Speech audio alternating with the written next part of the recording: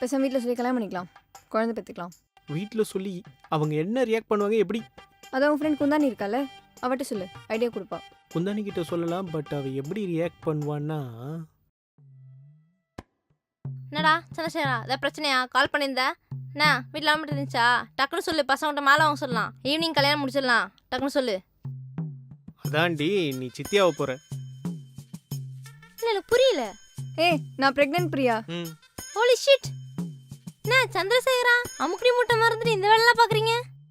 சரி விடு, அதான் ஆனது ஆகிடுச்சு. இப்போ வீட்டில் சொல்லலாமா இல்லை இது எப்படி ப்ரொசீட்? இதெல்லாம் எதுவுமே வீட்டில் சொல்லாத, அப்படியே சைலண்டாக வச்சுக்கோ. சரியா? நான் பார்த்துக்கிறேன், அப்படியே வச்சுக்கோ. நீ பாத்துக்கிறியா? நீ நான் பாத்துக்கிறியா? பார்த்துக்கிறேன்டா, ஃப்ரீயா விடுறா. அவ கண்டிப்பா பாத்துப்பா. வணக்கம். பார்ப்பதற்கே அப்பாவை போல் தெரியும் இவர்தான் சந்திரசேகரா. முதலில் தெருக்களில் ஆண்டிகளை மட்டும் கரெக்ட் செய்து கொண்டிருந்த இவர் இப்பொழுது ஒரு பெண்ணை காதலித்து கர்ப்பமாக்கி உள்ளார்.